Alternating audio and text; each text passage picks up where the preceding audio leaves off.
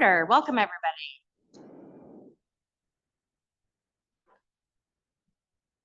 Pursuant to the Open Public Meetings Act, public notice of this meeting has been given by the board secretary in the following manner. Posting written notice on the official bulletin board at the Voorhees Township Public Schools Administrative Building on July 8th, 2024. Sending written notice to the Courier Post on July 8th, 2024. Filing written notice with the clerk of Voorhees Township on July 8th, 2024. And posting on the Voorhees Township website on July 8th, 2024. Please rise for the Pledge of Allegiance. I pledge allegiance to the flag of the United States of America and to the republic for which it stands, one nation, under God, indivisible, with liberty and justice for all. Board Secretary, will you please call the roll? Mr. Bryce? Here. Ms. Kedover? Here. Mrs. Munyon? Here. Mr. Rosen? Here. Mr. Rosner? Here. Mrs. Rudder? Here. Mrs. Stewart? Here. Ms. Verdi?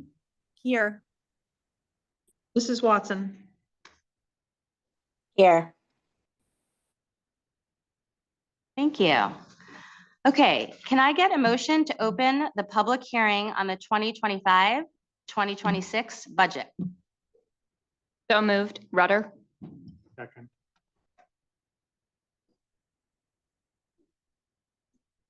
First, I'm sorry, I'm a little bit behind. What was the first one? Rudder. Okay.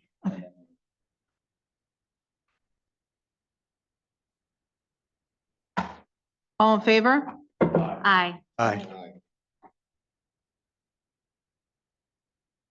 Okay, so Ms. Haley, I'm going to invite you to present the budget. Thank you.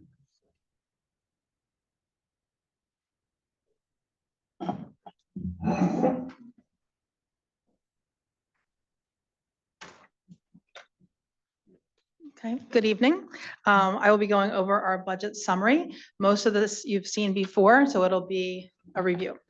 Okay, so this is the budget summary for the 25-26 school year.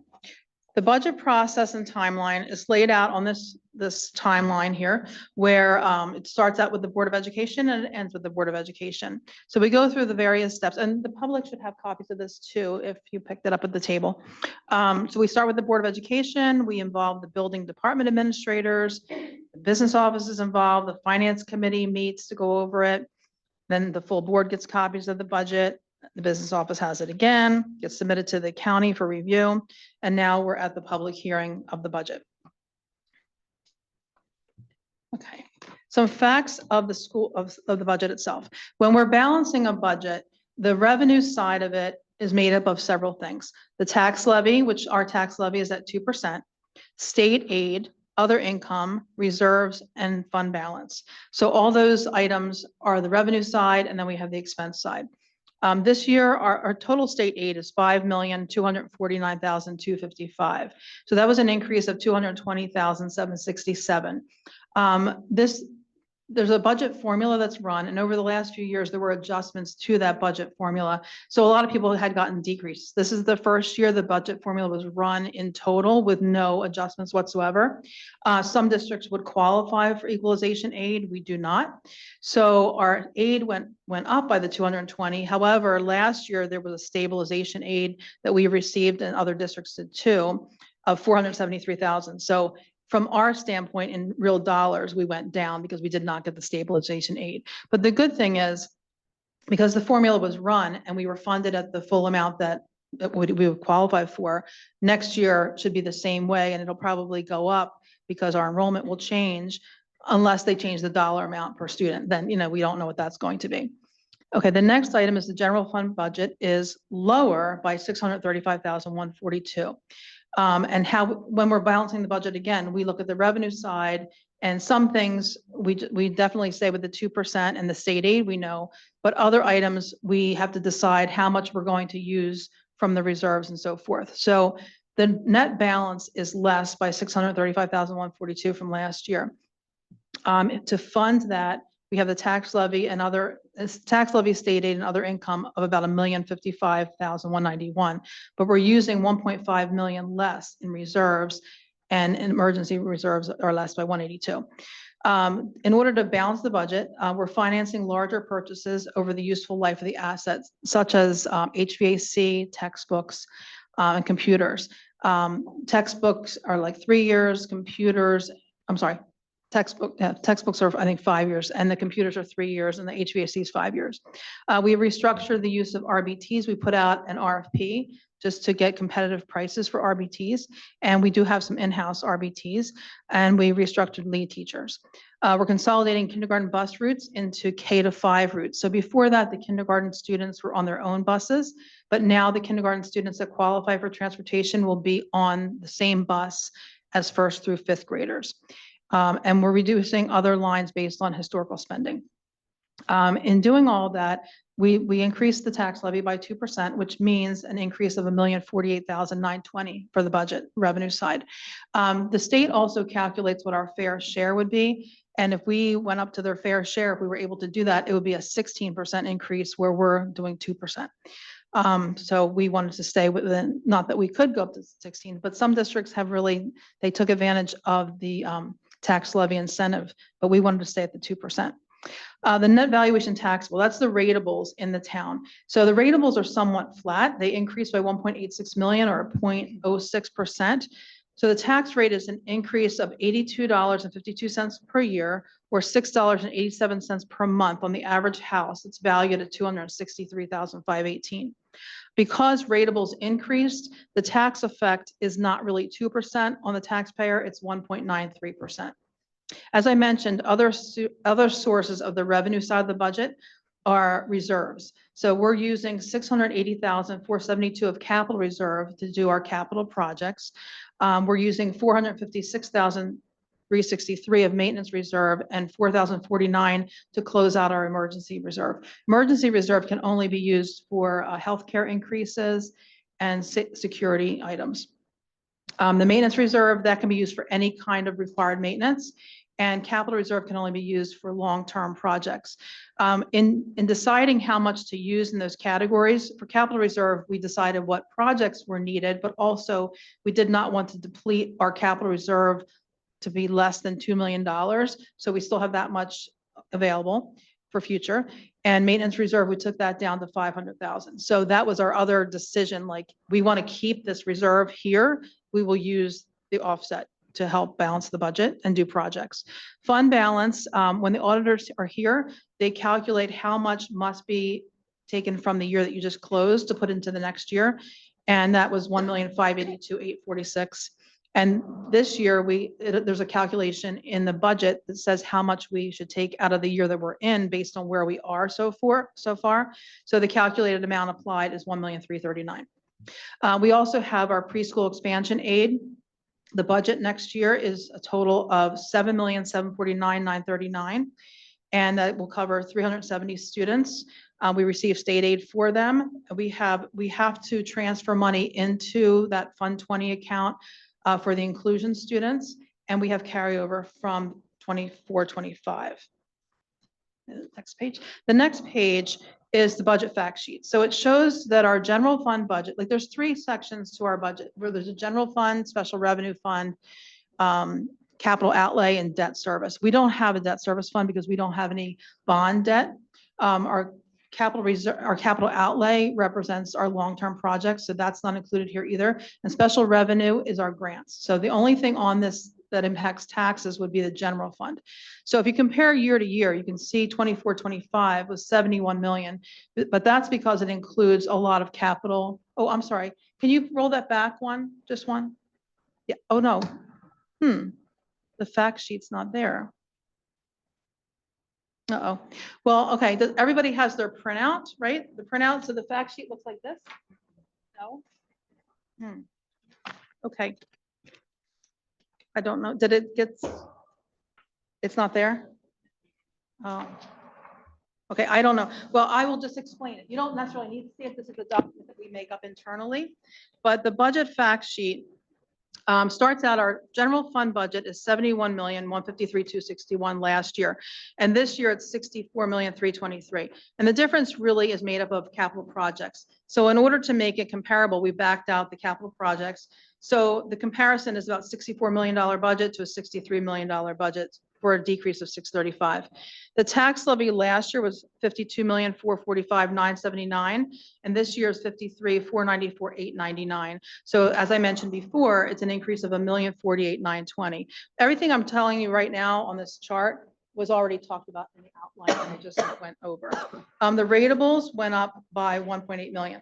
Again, the tax rate for the school tax rate will be $1.636, which is an increase of 3 cents, but that equates to 2% on our books and 1.93% on the taxpayer. The average home is valued at $263,518. So the annual increase is $82.52 or $6.87 per month. Okay, the next chart just shows is a visual of our revenue side of the budget. And you can see the 72.6% represents the local tax levy. So most of the revenue is from the local tax levy. And then there's 16.10% of state aid. And that's pretty comparable for this area. Other districts nearby have a comparable, if not more, percentage of the local tax levy. The next slide is the operating budget. And you can see that the biggest part of our operating budget is made up of regular and special ed and employee benefits, and those are staff members. So the biggest part of any school district is going to be the staff. Okay, and then the next page is our advertised budget. So an advertised budget is really a download from the state software, and it has to be in the newspaper at least 4 days before this hearing. It was in the newspaper on the 30th of April. It lists our enrollment and our projected enrollment. It lists every single revenue line item by account number and for revenue and also appropriations. It has the recap of balances, which shows what the maintenance reserve is, capital reserve, different reserves. It has the per pupil costs. And then it also has the capital projects that we're doing with the capital reserve money. So I'll read that statement that is also part of what we'll vote on tonight. So included in budget line 620, budgeted withdrawal from capital reserve is $680,472 for deposit into the Board of Education's approved capital reserve account for future funding of various capital projects to maintain the facilities such as installation of security cameras and systems for $83,000, door hardware security enhancements, $475,000, and a playground upgrade of $122,472. That's split funded. That's going to be at Crescent, and that's split funded between CER and the regular budget. The aggregate cost of these projects is $680,472, which represents expenditures for construction elements or projects that are in addition to facilities efficiency standards determined by the commissioner as necessary to achieve the New Jersey student learning standards. This statement that I just read is something that we're required to put in there whenever we use capital reserve. Okay, the next page after this. Yeah, keep going. Yes, thank you. Is the actual motion. So on the agenda is the budget itself, and there's several items that we have to mention. So we mentioned that the tentative budget was approved and submitted to the county on March 12th. It was approved by the county on April 1st. We advertised it on April 30th, and we're having the public hearing now. The general fund, and these are the different funds I was mentioning. General fund is $64,323,791. Special revenue fund, that's like our IDEA grant, our preschool grant, all those different items. That's $9,355,665. And the total budget is $73,679,456. The tax levy is $53,494,899. The other items that have to be listed are the approval of the capital reserve withdrawal, which I read what's in there. That's $680,472. The capital reserve projects are detailed in the next statement of purpose. The maintenance reserve withdrawal is $456,363. The emergency withdrawal, $4,049, and we're putting it towards healthcare because we're allowed to do that if healthcare exceeds 4%. Ours went up higher than that, but the state health benefits went up even more than ours did. We're part of a school's health insurance fund. And then the last item, we have to get travel regulations approved, and that's really not travel per se. It's any kind of seminars that people would go to. So we have to disclose, what those costs are as well. So that is everything. Does anybody have any questions? I guess I'll sit down. That way, if we have questions from the public too, we can. Thank you, Ms. Haley. So I'm opening the floor for public comment specifically about the budget. If anyone has questions or wishes to make a comment, please do so.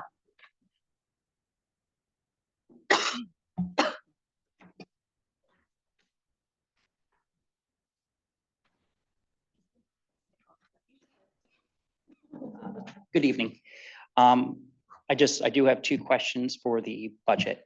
One, is it possible to get a line item budget to review? To go through them? A lot of the board meetings I've watched, I know there's been line budget items, so we can go by item. And then two, I wasn't sure if there could be a breakdown for the door hardware versus if there wasn't hardware we could have purchased instead of putting in new doors on that. So we put in new door hardware, but in addition, we've also replaced a lot of doors that seemed like they were good shape. It might have been that feasibly it didn't work because they might have had to reconfigure it, or if there was door hardware that would allow us not to replace so many solid wood doors that just went in the dumpster.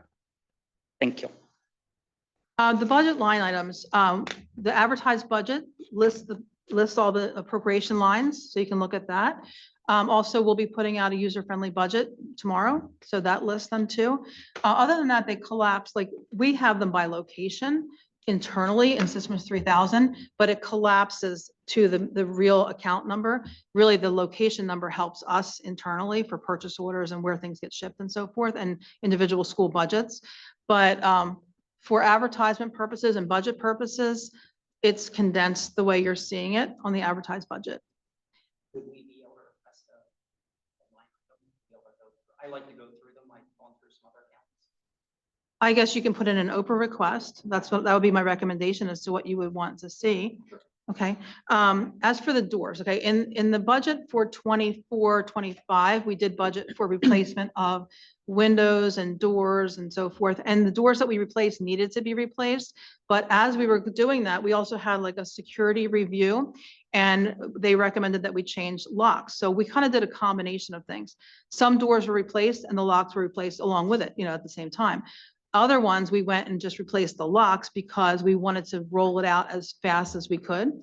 But you can't do it all in 1 year because the money's not there. So we did some of the schools in 24-25, and we're doing the rest in 25-26. So what we're doing with door replacement was needed. What we're doing with the hardware is something that we feel is best practices. Any other questions? Any other comments or questions from the public? Okay, board comments.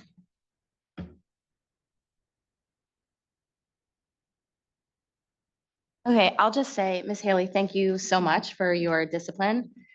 Danielle, thank you so much for your discipline, your thoroughness. We're very lucky to have you in this district. I say this every year, but I really, especially this year, feel it as I was involved in the finance committee and hearing the overview and hearing your report today. Thank you very much. Well, thank you. We appreciate that. And Danielle does a lot of this budget, and we work closely together, and I really appreciate her work as well.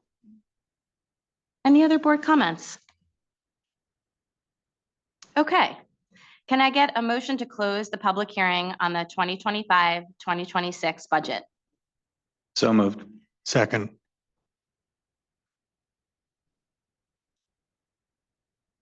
Online voting is open.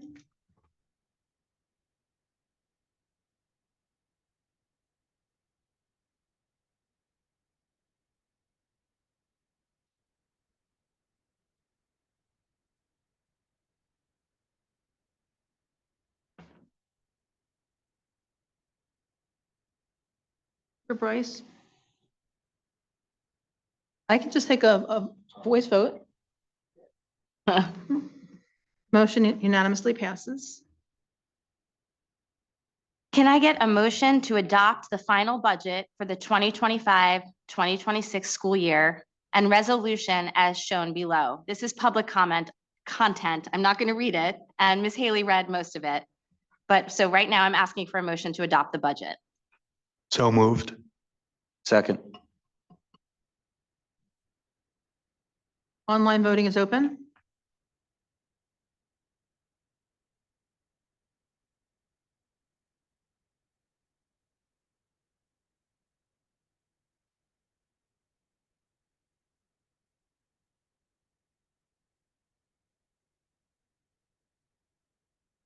Motion unanimously passes.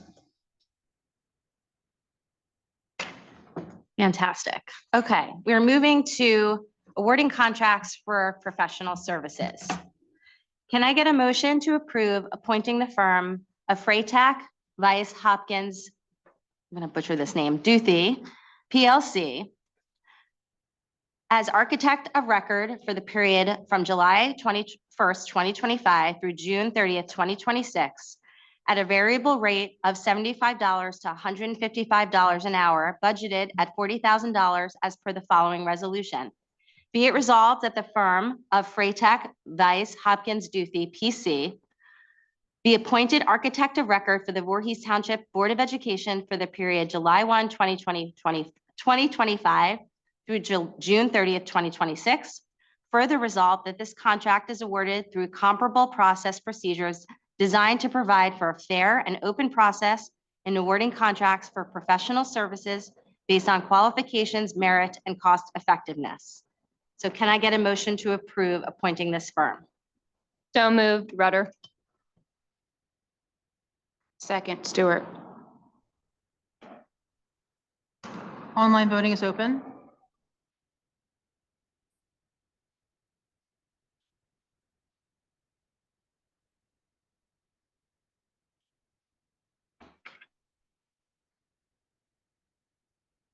The motion unanimously passes.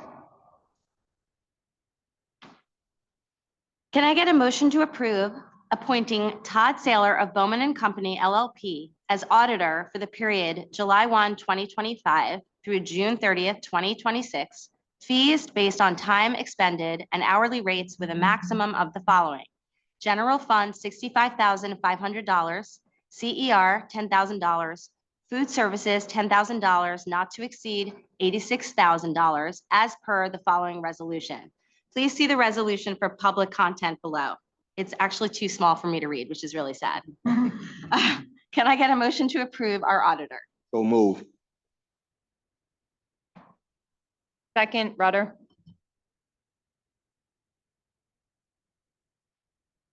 Online voting is open.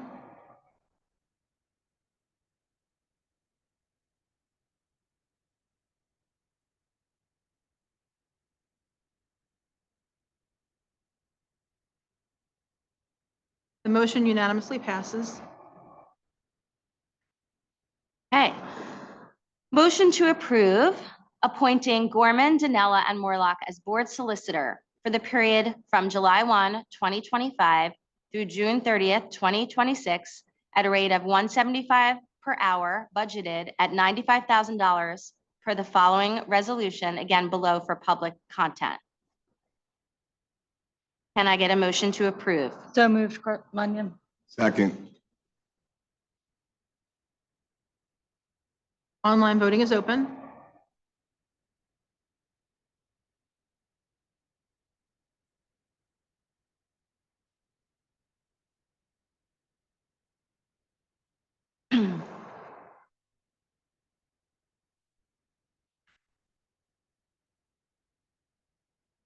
Is it appearing? It's not appearing? It's not. I don't know why. Oh, can I maybe, I'll just, it's not working for some reason. I'll take a roll call. Mr. Bryce? Yes. Ms. Kedover? Yes. Ms. Mannion? Yes. Mr. Rosen? No. Mr. Rosner? Yes. Ms. Rudder? Yes. Ms. Stewart? Yes. Ms. Verdi? Yes. Ms. Watson? Yes. The motion passes 8 yes, 1 no. Can I get a motion to approve appointing Frank Cavallo of the firm Parker McKay as labor counsel for the period July 1, 2025 through June 30th, 2026, at a rate of $185 per hour, budgeted at $15,000 as per the resolution seen below for public content? So moved, Munyon. Second, Rudder. Online voting is open. Not showing up, right? Now it is. Oh, good. Hold on. Technology. I didn't mean to abstain. I hit the wrong button. Mine's a yes. Yes, okay, I'll fix it. Okay, the motion unanimously passes. Okay, can I get a motion to approve a professional physician services contract between the Voorhees Township Board of Education and Dr. David Cornerdillo for the period from July 1, 2025 through June 30th, 2026 for a contracted amount of $20,900. So moved. Rosner. Second, Stewart. Online voting is open.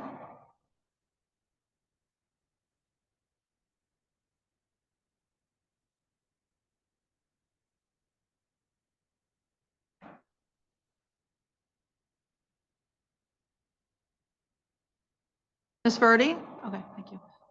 The motion unanimously passes. Can I get a motion to approve all items under district reorganization? So moved. Second. Online voting is open.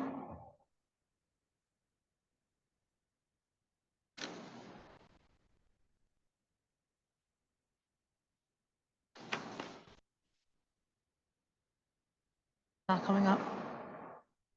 It came up but then disappeared. Okay, I don't know what's happening, but I will call the roll. Mr. Bryce? Yes. Ms. Kedover? Yes. Ms. Munyon? Yes. Mr. Rosen? Yes. Mr. Rosner? Yes.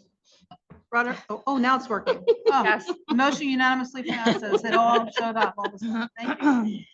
It's one of those I don't days. know, it's kind of laggy today. Okay, can I get a motion to approve the minutes of the March 12th, 2025 regular board meeting? So moved. Rosner. Second, Rudder.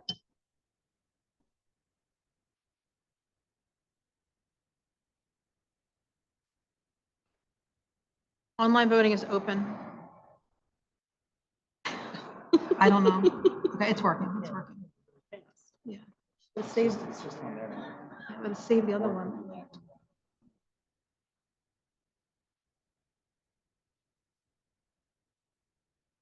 Eight yeses, one abstention by Ms. Stewart.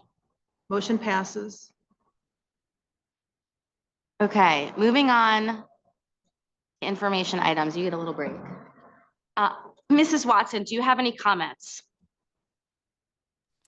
No, we were just going to ask for the two ad hoc committee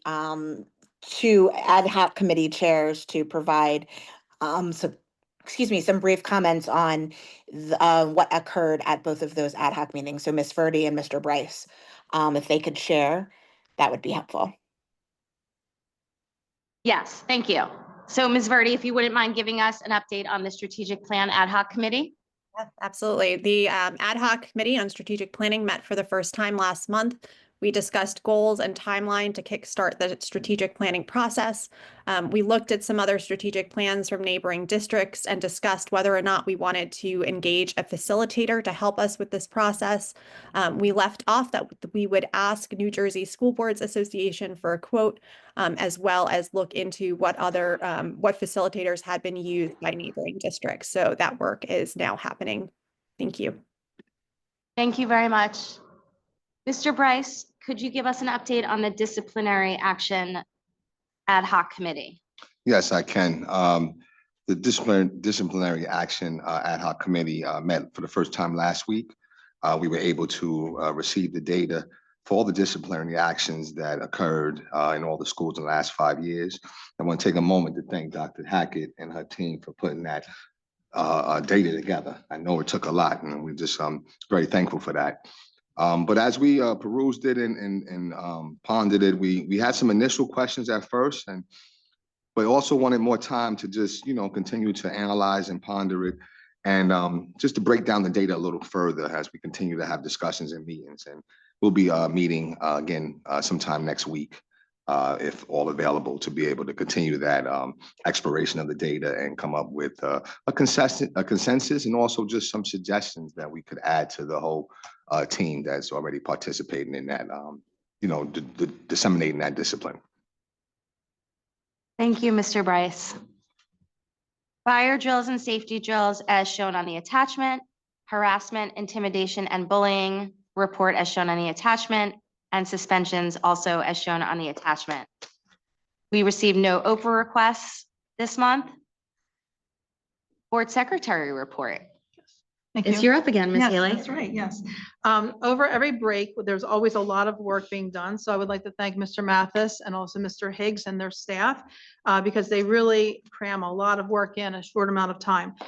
So some of the work that they did during spring break at this building, you probably noticed that our parking lot has been paved. That was really needed.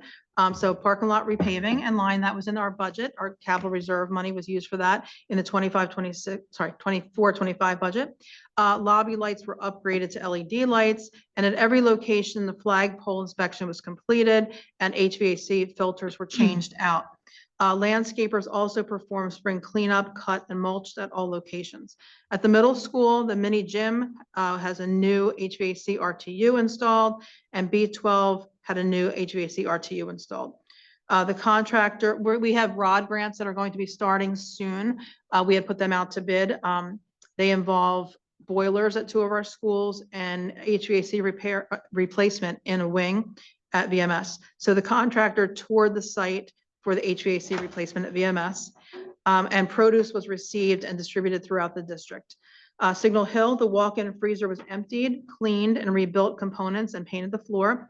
And the contractor for the rod grant, which is a different contractor, toured that for the boiler replacement project. At Hamilton, the same type of work was done, as I had mentioned, in all schools. And at Osage, the rod grant contractor toured for the boiler replacement, and tree service removed overhanging tree branches along the residential property line due to the playground safety concerns, and pest control work was done as well. I have one other item that I didn't write on here. I would like to give an update on the Voorhees Early Childhood Development Center building. We had hoped that we would open for students on May 5th. That did not happen. We believed that we had met the TCO, which is temporary certificate of occupancy requirements, based on the experience of our architect and the construction vendor. However, the building inspectors requested that additional items be addressed. All these items will be completed by Friday, and we are requesting an inspection early next week, hopefully early next week, if not mid next week. Thank you. Thank you. Dr. Hackett, Superintendent report. Thank you very much. Good evening, everyone. There were several questions from our March 12th board meeting that I'd like to respond to. The first question was regarding policy 5111. And the question was, what is the county tuition rate? So the county tuition rates are different for each school district. It's based on the actual audited per pupil cost from the previous school year. And that's used to set the upcoming tuition rate. So for example, our preschool and kindergarten rate is $17,341 a year. For our multiple disabled students, it's $96,533 a year. And I'll give you one more example. Grades 6 to 8 is $17,255 a year. So it's based on each individual district's audited per pupil cost from the year before. Regarding policy 5111, why are parents given 12 weeks to enroll when they are in a contract to buy, build, or rent a residence? This is will be a very rare occurrence and will require the parent to submit extensive paperwork to support the purchase, construction, or rental of a residence in the township. And all documentation will be thoroughly vetted. The next question was regarding policy and regulation 7441. Is the goal to add audio to our camera system? And that is not the goal at this time. It's in the policy just in case audio would ever be added, but it is not our goal to add audio to our cameras. Are we on target for the opening date for our Early Childhood Development Center? And Ms. Haley just gave that update. Will preschool students in the provider sites go to our early childhood development center? That answer is no, because we will need all of the classrooms that we currently have. In addition to the 19 classrooms at our new building, we still need the classrooms at our 2 provider sites and at Crescent in order to accommodate the total universe of 500 students. The New Jersey Department of Education, based on their calculation rate, calculated that we will have 500 preschool 3 and preschool 4 students. So we need all of the classrooms that we have. How will we utilize the staff hired for the students that will be coming? So we have hired 16 of our 19 teachers, and they have been assigned to buildings all year. They did some training, and they've been assigned to classrooms all year.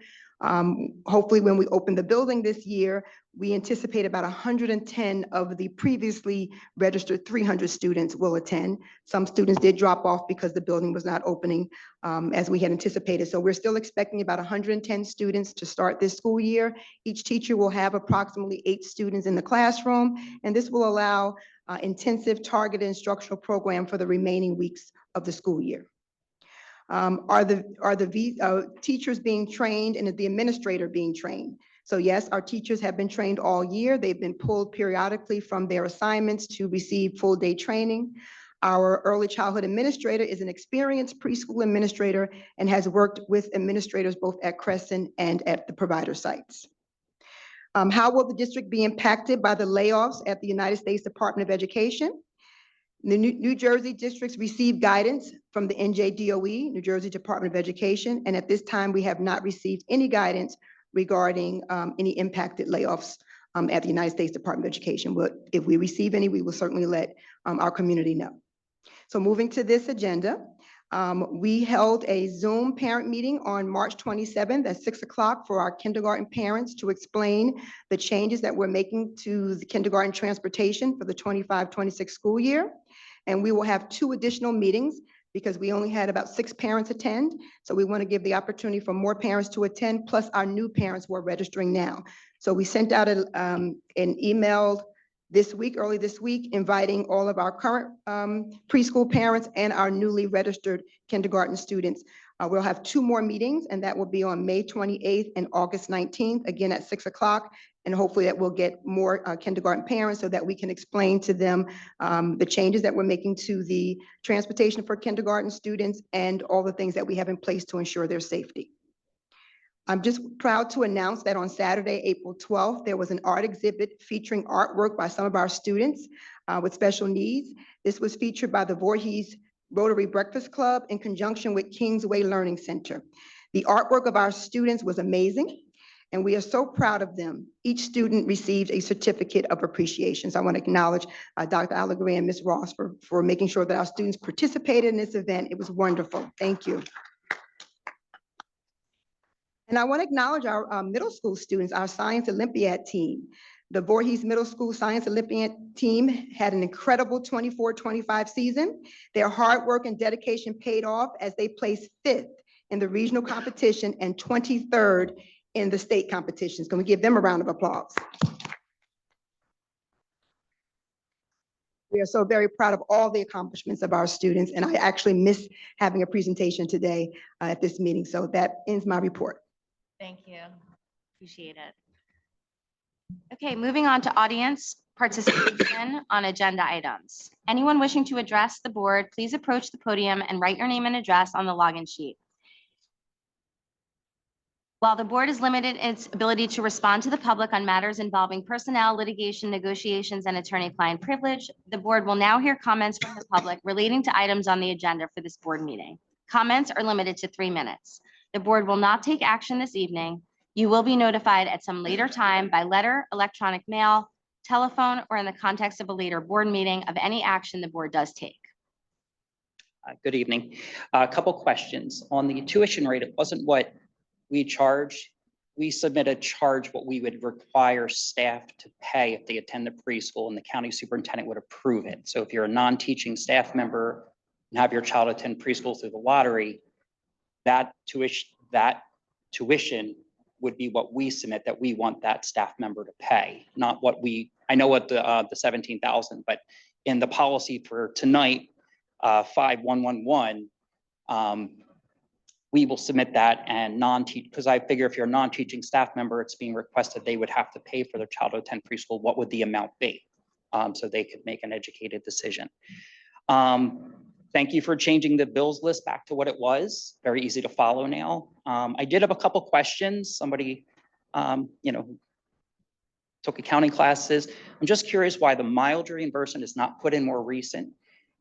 Traditionally, it's supposed, I know most people who put in expense reports, you put it in monthly, maybe every 2 months. We have some for a while. I always track that. And then we have Delta T Group CST mileage for, I just wasn't sure what this was, for $950 and $550 for a total of $1,500. I just wasn't sure if that just could be a group thing, but that was on the bills list. The next question I have is on the actual building. I'm surprised some of the changes we're being asked to make. I follow all the township board meetings. I follow Gibbsborough's. I know we're being asked to rip up the sidewalk and curbing. I'm surprised that cost doesn't come on the builder for not getting the approval ahead of time. The lighting, I know Gibbsborough is specific on how they want their lighting. The fence around the HVAC, I'm surprised that wasn't anticipated because they want it covered from those. I drove by the other day and I said, well, those things are gonna have to be raised because they're right near the retention pond, which will cause flooding, and that's on the list. So I think some of those things that weren't expected should have been, and I'm not sure why the builder's not on the hook for that, for not working more closely with them. And I know at the earlier meeting last year, we said our buildings maintenance supervisor was going to be going over monitoring. I'm just curious how often we monitor it, because in our policy, it even has that we are supposed to go on site as the business secretary, that we're supposed to be on site visiting it, checking on things. I'm surprised that no board members actually visited the building. I understand construction protocol. You have to have the proper shoes, proper helmet, go through set areas to see firsthand where we're at. I think it looks great. The people who bid there said it looks spectacular. But we built a building for about 15 million. It doesn't house the population, which is we did the same thing with Crescent. And originally we were going to use this building to build, and we spoke, sure, I will bring my other points up in the second part.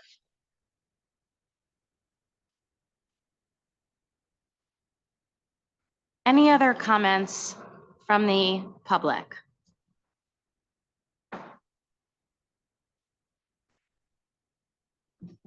Okay. As we move into the business portion of our meeting, we want to recognize that it may appear as if the board takes action with very little comment, and in many cases, a unanimous vote. Before an item is placed on a board agenda, it is thoroughly reviewed by the superintendent and administration. The superintendent then presents the recommended action to the appropriate board committee and works with the committee to ensure that the members fully understand the recommendation. Once the committee is satisfied, the item is placed on a board agenda for discussion and action at a public meeting. Board agendas are made available to board members several days in advance of the meeting, giving us ample time to review the agenda and have all of our questions answered. Further, we are kept up to date between meetings on the ongoing work of the administration and the important issues in the district. All of these efforts ensure that we are well informed and prepared to take action at our meetings. Mrs. Branch Stewart, can I get a policy committee report? Sure.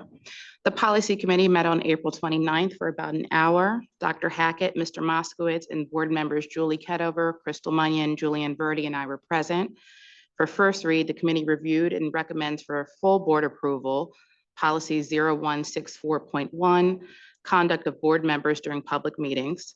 For second read, the committee reviewed and recommends for board approval policy 0155, board committees, policy 5111, eligibility of resident, non-resident students, and policy 5701, academic integrity.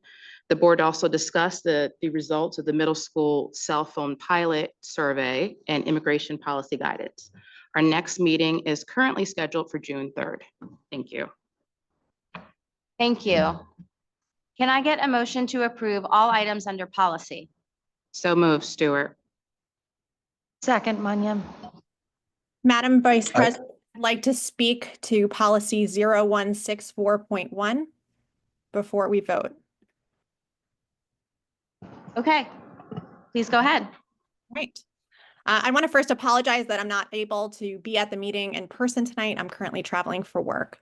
But I did want to speak tonight about the policy on for first read, policy 0164.1, conduct of a board member. I want to start tonight with full transparency. This policy has been drafted and proposed with me in mind.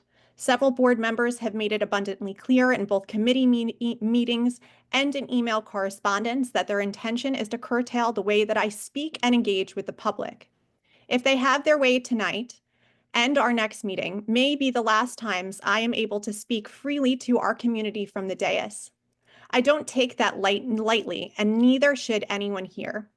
Because while it might be used against me for the first few months, it will exist beyond me and can be used against any other board member who falls out of favor of the majority in the future. This proposed policy, policy 0164.1, is more than an attempt to promote decorum. It's an attempt to codify control. It suppresses open dialogue, mutes dissenting voices, and undermines the very foundation of public service. As board members, we are here not to just agree with one another for the sake of ease. We're here to bring diverse views to the table and challenge each other and the district when necessary in service of the public.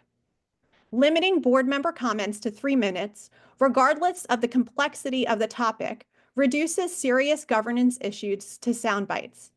Worse still, the policy uses vague and subjective terms like inflammatory, divisive, or untruthful language that could be easily twisted to silence disagreement. It empowers the board president to act as judge and jury, able to rule a member out of order without any clear or objective standard. I believe this cedes too much power to the board president, a member whose vote is no more powerful than anyone else's on this board. I would also hope that should this policy make it to a second read and full vote at the next board meeting, that our board president will abstain from voting, given the conflict of interest innate in a policy proposal that gives new power to the board president. And while this policy technically allows for a vote to override the president's decision, the reality is this: no board member should have to gamble with a majority vote just to finish a comment. That's not democracy. That's not transparency. That's not the role the public elected us to fulfill. This policy creates a chilling effect, not just for those of us on the dais, but for the community watching. It sends a message that critique of the administration, even fact-based and necessary critique, is unwelcome, that pushing for accountability is somehow disrespectful, that raising uncomfortable truths is conduct unbecoming. But representing the community means being willing to make people uncomfortable sometimes. We are not elected to be rubber stamps. You've heard me say that before. We're not elected to preserve comfort or appearances. We were elected to speak up, especially when it's hard. Moreover, adopting a policy clearly intended to silence a single board member invites public distrust. It signals that dissent is not welcome, which runs counter to the transparency and accountability Voorhees residents expect from our meetings. Policies like 0164.1 sanitize public meetings, strips away robust debate, and insulates leadership from challenge. That may be easier in the short term, but it's not governance, it's not ethical, and it's not right. Let's be clear, this policy isn't just chilling dissent, it's brushing dangerously close to unconstitutional territory. The Supreme Court has ruled in Bond versus Floyd that elected officials must have broad latitude to speak freely on matters of public concern. And here in New Jersey, the School Board Ethics Commission has repeatedly affirmed that board members do not violate ethics rules simply by criticizing the administration or expressing unpopular views. We have a right and duty to speak plainly, to raise concerns, and to challenge the status quo without fear of censorship from our colleagues. We do not lose our First Amendment rights when we are voted into this office. And let's talk about priorities. The policy committee, of which I'm a member, has spent a stunning amount of time contemplating how to silence dissenting voices, an entire year to be exact. But where is the same energy for the real work our students need us to do? We have a great district, but that doesn't mean we don't have work to do to make it better. While this committee fixates on speech restrictions, we have not drafted or debated a single meaningful policy initiative that hasn't come directly from our third-party policy vendor or been handed to us by the administration. I drafted a policy on school discipline. It was never even allowed a discussion. I drafted a policy on immigration enforcement on school grounds.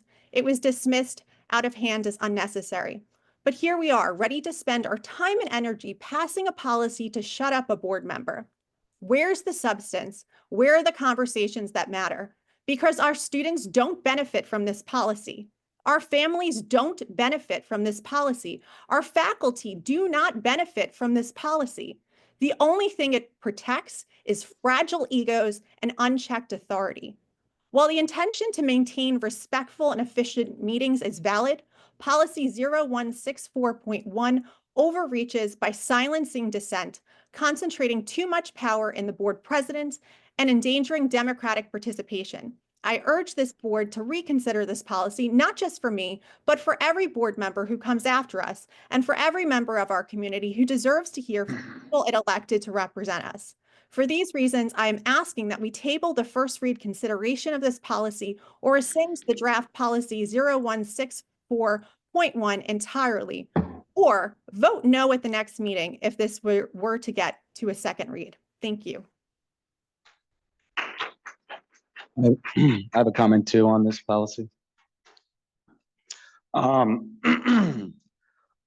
I don't share all of the thoughts of my colleague, there have been statements here that have not been on point by board members, and not just Ms. Faraday, as she thinks this is only related to her, that have been untruthful and in service of things that don't benefit the district. Now, I think it's worthy to keep people on the board, on task, and doing the right things, although I don't agree with the time limitation. So for that reason, I'm going to vote no on this first policy today, and I think we can have further discussion about it, but for reasons that might be different than Ms. Faraday's. Thank you. I'll just weigh in because I am on the policy committee that I'm deeply offended by the mischaracterizations of what we do on this committee. We've had robust conversations about a lot of policies throughout the year. And I take issue with Ms. Verdi's characterization of how we work together. It's offensive. Thank you. Just to clarify, I did not say that we don't have robust conversations. I said Ms. Verdi, you've already commented. So personal we heard what you said. We heard. Yes, and personal privilege used my name. So I didn't say that. I said there hasn't been a substantive piece of policy that has been developed by the board itself, by the committee itself. All we discuss are changes that Strauss Esme, our third-party vendor, gives us for us to look at and make decisions on. And there's been a few that have come directly from the administration, but I would ask what other policy has this committee actually looked at, and actually what policy have we passed in a year that has come from policy members themselves? There's not been one. I would like to make a comment as well. I'm not going to. I like Ms. Cutover, am highly offended by many of the comments that were made. And in fact, this policy is excellent demonstration of why this policy is absolutely necessary. The comments that are made are not meant during a board meeting to, one, toot our own horns, talk about all of the things that we've tried to accomplish, but for whatever reason have not been able to accomplish, to basically throw everyone else under the board, on the board, under the bus for whatever reasons we deem appropriate, because you're not getting whatever way it is.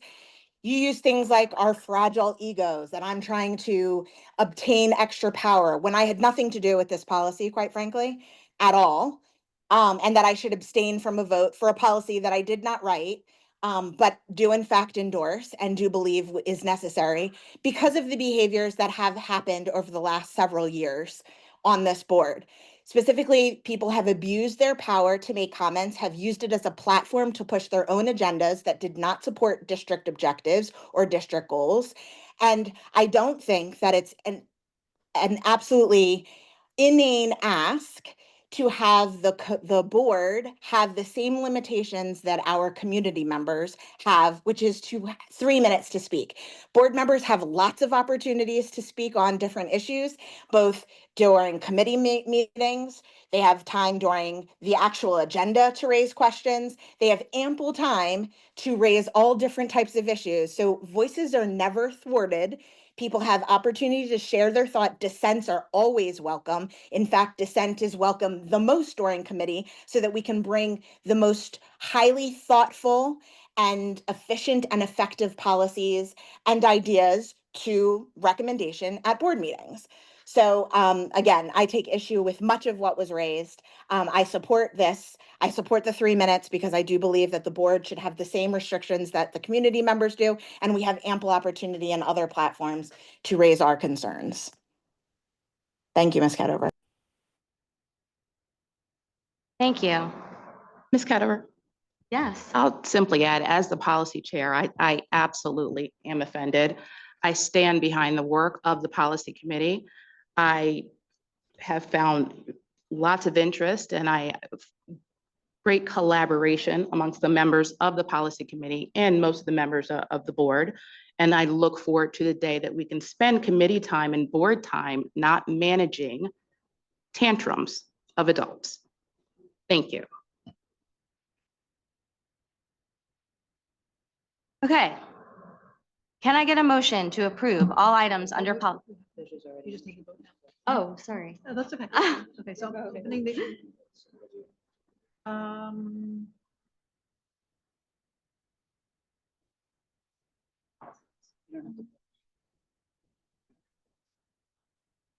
So I guess I'll open online voting, and if you want to vote no in a certain area, maybe put no, and then I'll ask for it.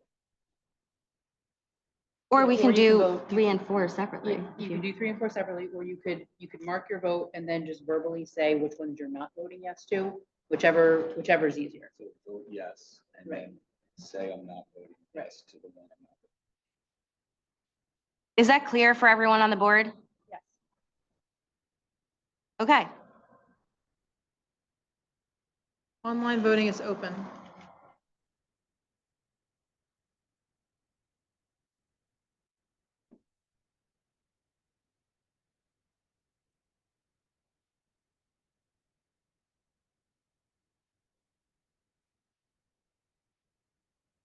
Okay, all the votes are in. I would like to ask if anyone, there is a no vote. Ms. Verdi votes no. So Ms. Verdi, are you voting no on both items, or is there a specific one I I'm should voting write? no on 16.3.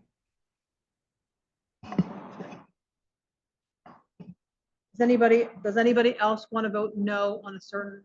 I'm voting no on 16.3 for the reasons stated in my comments. I am also voting no on 16.3. Anyone else? The motion carries. I have 8 yeses, 1 no. Oh, actually, I should say 9 yeses, but 3 no's on, no, I'm sorry. Okay, let me back up again. We have 9 yeses overall. We have 3 no's on 16.3. So 16.3 still passes because we have 6 yeses and 3 no's.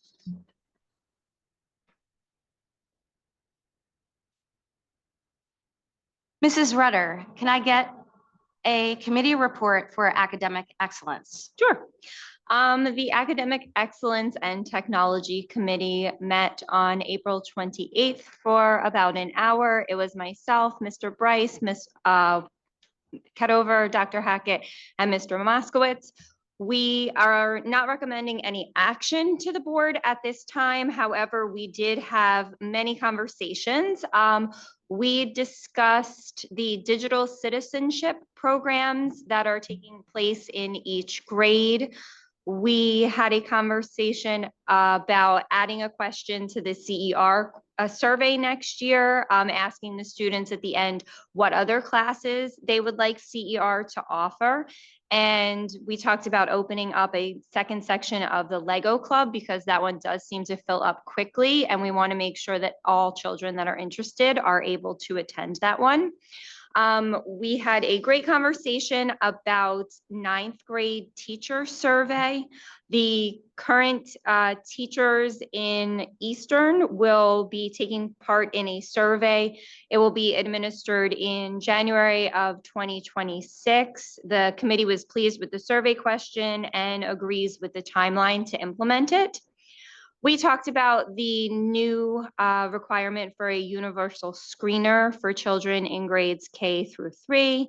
We talked about middle school students having access to Genesis and the timeline of that because it will be rolled out to different grades. By the end of marking period 4, all VMS students will have access to their Genesis grades next year. And then we talked about participation in the Supportive Schools Peer Group Connection, which everyone in the committee felt was a wonderful peer mentoring program. However, there was problematic survey questions that came with it. So we are not moving forward with that at this time. And that's all I've got. Thanks. Thank you. Can I get a motion to approve all items under curriculum? So moved. Second, Rudder. Online voting is open.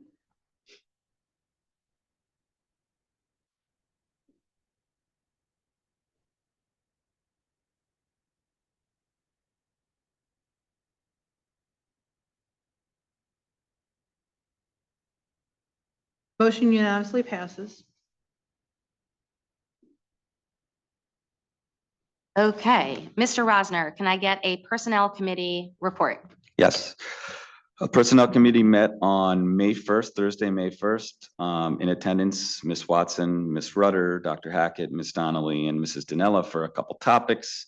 Myself, we discussed a settlement that's on the agenda tonight. We discussed contract renewals. We discussed a stipend for maternity support where a certified teacher that's covering a classroom for a newly returned mother would have a stipend. We discussed to cover that classroom for the hour.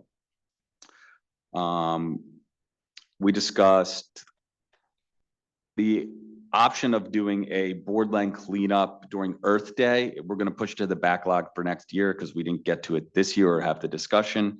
And then we discussed the 26-27 calendar. Thank you. Thank you. Can I get a motion to approve all items under personnel as recommended by the superintendent? So moved, Rudder. Second, Rosner.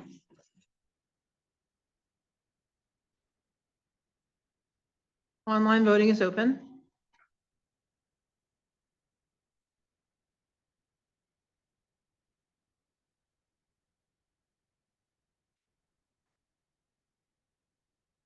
Motion unanimously passes. Mr. Rosend, can I get a finance committee report? Yes, the Finance Committee met on Wednesday, April 30th. Julie Ketover, Crystal Munion, Dr. Hackett, Helen Haley, and Daniel Carey and myself attended. We discussed 14 items, so I'll run through them.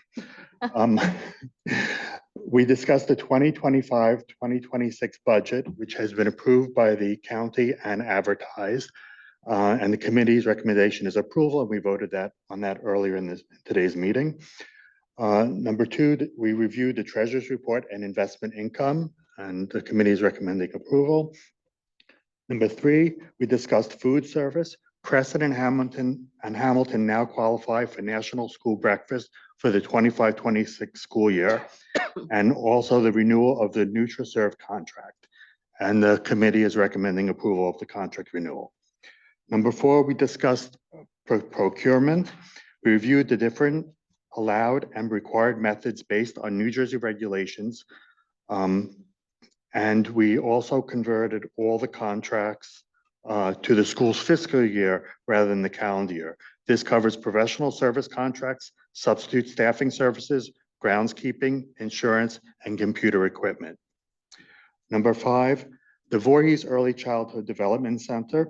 We reviewed the required change orders based on requirements that were unforeseen or needed to move the project forward. We discussed the reasons for the delays and the holdup of the temporary certificate of occupancy.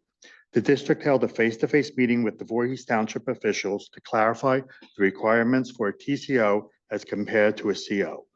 Voorhees has a new construction inspector, and we must abide by his interpretations of the building codes, resulting in additional requirements. After that meeting, we are hopeful that further clarification will be forthcoming from the township to secure the temporary certificate of occupancy promptly. Food service will be transported from another school until the kitchen is completed, which is expected for the commencement of the school year in September 2025. The committee is in favor of approving the required change orders. Number 6, we talked about the demographic report and capacity issues. The demographic report will be distributed to the board and we will have ongoing discussions as enrollment and residential construction projects develop in the township. Number 7, the ROD grants and other capital projects were discussed and the renovation of one set of staff bathrooms at VMS. And the committee is in favor of that. Number 8, we discussed lease and purchasing financing award, and we're in favor of that. Number 9, we talked about the solar initiative, and the district is to reach out to a consultant to evaluate the potential during the summer of 2025. Number 10, we discussed transportation modification to consolidate kindergarten with grades 1 through 5 with consistent transportation eligibility criteria, and it's on track for the coming 2025-2026 school year. The district held a meeting to review with parents and will have additional informative sessions. And this was item that was previously approved. Number 11, the district met with township officials to review formalizing a shared services agreement for trash collection, which has been an informal agreement till now. We also discussed the ownership and use of the Mariotto Sports Complex, if I pronounced that correctly, and associated liability concerns. Also future housing developments and the impact on existing school capacity. The committee is in favor of formalizing a shared service agreement and a facilities use agreement to indemnify the district for township use of the sports complex. Number 12, reviewed the draft agenda for this board meeting. 13, we discussed coordinating with the strategic planning committee, and the committee is developing our contribution to the strategic plan. And finally, number 14, the next finance committee meeting is on Wednesday, June 4th, 2025. Thank you. I want to thank all of our committee chairs for their leadership and their comprehensive reports. Can I get a motion to approve all items under transportation? So moved. We didn't vote on finance yet. Oops, my apologies. okay. I skipped over. Can I get a motion to approve all items under finance? So moved. Second, Rudder. Online voting is open.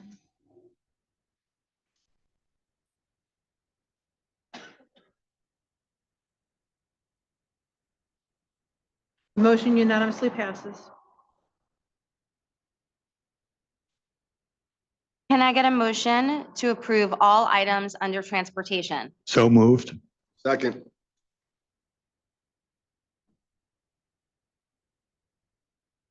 Online voting is open.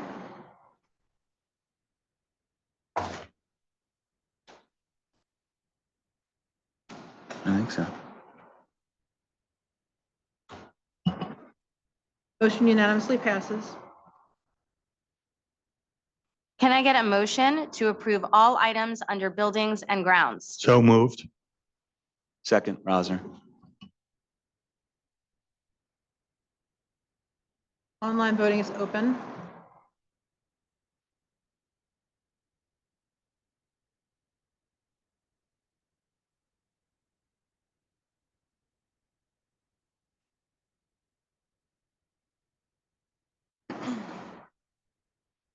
Motion unanimously passes.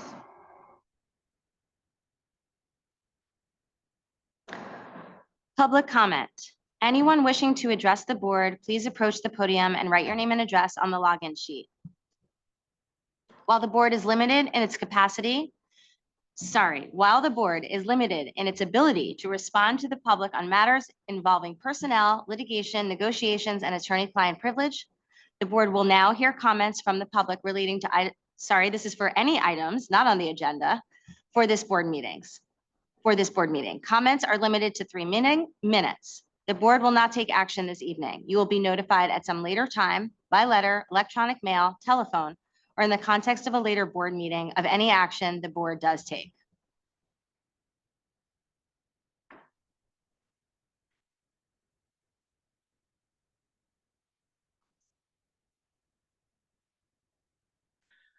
Hi, for my friends that are here, I'm personally going to say that I don't know anyone on the board. I don't know Ms. Verdi. I don't know Mrs. Watson. I've had conversations with Dr. Hackett. I know some of our administrators. I'm going to talk about policy 0164.1. I walked in these doors in 1991. And now people are asking me if I'm ready to retire, and the answer is no. I love what I do. And I'm proud to say that I do it well. On most days, I'm a better teacher than I am anything else in the world because I love my kids and I love the conversations that they have. I love the questions that they ask. I love that they disagree. And I love that they ask each other, how'd you come up with that? Why do you believe that? This policy goes against every philosophical belief I hold as a teacher. If I were to say that I was the only one in power, that I deem who's unworthy of a comment, you should be questioning. You should be disagreeing. You should be welcoming conversation. And yes, you're right. We don't know what goes on behind the scenes, but I do know that when we had about 60 staff members here concerned about a calendar, one person spoke up and said, I disagree with this. I know, I agree with the calendar. As a parent, I agree with it, but there's something wrong here. And nobody else said anything. We value you. We look to you to continue to make this district strong. But since 1991, we've never had a decorum policy.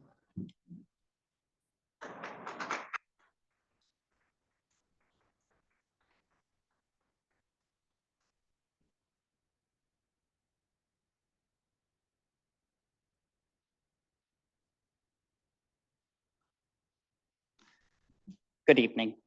I want to first start off by thanking Dr. Hackett and Helen Haley, because when I do ask for information, I do get it. So at no point me coming here I never want to be perceived as adversarial, because every time I do get things I have. I'm generally not somebody who asks questions behind these scenes. I like just ask them out in front. So I would like to come back to the days where I can just come and say all the good things that are going on. This is not anything connected to that policy. However, I was going to ask about policy 167, which is board public participation meetings. That in there, I know we can't discuss litigation, contract, all that, but I was requesting if there are times that the board could respond to questions, especially on a policy I mean, Dr. Hackett always responds back to me. I usually get them the next day. But there's nothing in the policy that prohibits you from responding to just simple questions on the cell phone policy and things like that. I know the other things that are excluded. Like I said, my answers are always responding quickly. I just think sometimes it might be good. I know the questions have to be directed to the board president and to the people who would apply to. Second, I would hope I'm hoping we can go back to where we have our board minutes published. I know it's in our policy. When I go to all the other towns, I can pull up board minutes from years ago. And I know I can go to the administration to get them, but it is in our policy 168 that within 48 hours, they're supposed to be published on a specific page on our web page that says board minutes. I don't mind asking. Every time I've responded to Ms. Ventura, I get my response. But I do think most districts have it, and it is in our policy that within 48 hours should be a designated thing that we can get our board minutes.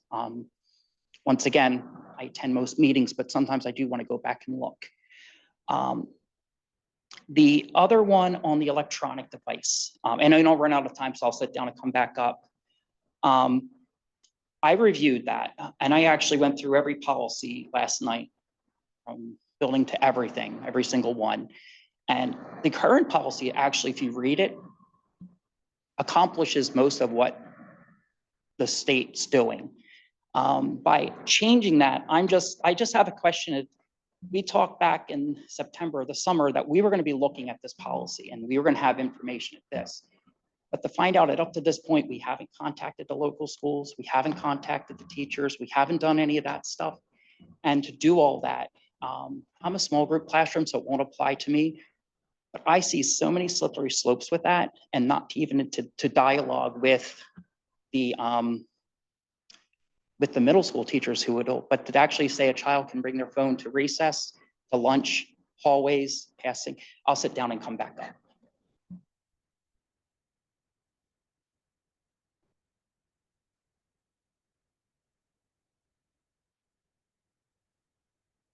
Any other public comment?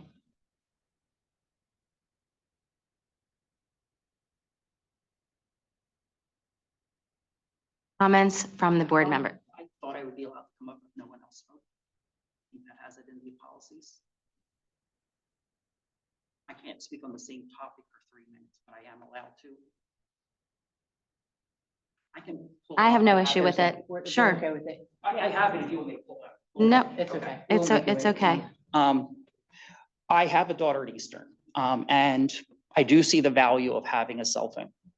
I know some of the concern was we've had some false alarms at one of our schools. I know we, board member was even contacted by a child during that meeting. I get the value. But I do think when you're looking at that type of a policy, you have to look at the ramifications. And one of the biggest problems we have is social media, is things along those lines. My daughter puts hers away. I don't really care what she does with it. Doesn't affect me as personally. I just think it's one of those policies that I'm just surprised that we did. I'm glad it was thought about and talked about, and they're going to look at it again. That would just be one that I would hope. And that would be one, maybe even if you asked a question, then you could respond, here's what our thoughts were behind that. Because I do see reason. And I know one of the main things is this way, teachers don't have to constantly complain about you putting it away. But to be honest with you, most of the problems aren't the kids having it. It's what they're doing with them.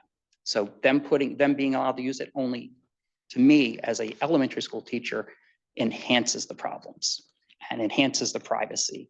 And then I think if we look, I don't think we should ban it. Any banning is never good for anything, but I do think we should look at it. I'm just surprised that, when I read the policy, I was caught off guard, especially knowing what we had, that you're not allowed to have them turned on when you're in school. So if there's an emergency, you could get it and turn it on, and that would resolve your issue of a parent being concerned.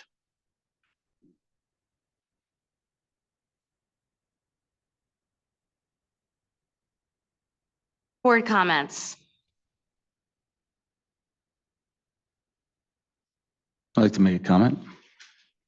I know this week is Teacher Appreciation Week, and the other day I went to pick up my son at CER, and I saw these great signs out, and it was really wonderful to see. And, I appreciated it because, I thought the students were writing them, and it was a really beautiful thing. And so I would just want to thank the teachers for all the hard work that you put in every day with the needs of like tons of different kids at different places in their development, even within a single class, and just having life to deal with in general, and dealing with all the emotions related to different kids and communicating with them and them communicating with each other. So, I've had a wonderful experience as a parent with all of the teachers that my children have been lucky to be with. And I just want to express that we appreciate you and thank you. And just one other thing, and I'm sure this is just for the general public, there's, you know, I'm sure that there's pain being felt from the delay in the opening of the building, and the inconvenience that you know, has caused. You know, I personally had to deal with something like that on my own, and figuring out these building codes is very challenging. So, you know, I just want to express that, like, you know, we understand that can be painful for some of the people that had already made plans, and, you know, we're doing our best tonight to get it open. So, thank you. Thank bless you. Bless you. I'd like to make a comment. I'd like to piggyback off of Jake's gratitude for the faculty. Last night, I was at the middle school's concert for the band, orchestra, and chorus. I was literally blown away. The talent in the room was unbelievable, especially considering these children are under the age of 15. While I was sitting there feeling an immense gratitude for the teachers and pride in the students, I looked around to see parents, grandparents, great-grandparents, and siblings with huge smiles on their faces. There were people of different cultures, religions, and socioeconomic statuses all sitting together with nothing but love and joy in the room. And I started to think about how lucky I am to be part of the Voorhees community. I also reflected on what I have seen in education in the past 15 to 20 years. As some of you know, I've worked in public education for many years. There have been endless cuts to budgets and bottom lines, with the arts taking the biggest hits in districts across our country. It is truly a testament to the administration in Voorhees that our music programs have not only maintained, but grown and flourished over the years. I want to thank from the bottom of my heart, Mrs. Haley, for keeping us financially secure. I want to thank Dr. Hackett, and I want to give the biggest thank you of all to the staff at VMS for bringing the magic to life through our children every day. Last night truly filled my heart. Thank you.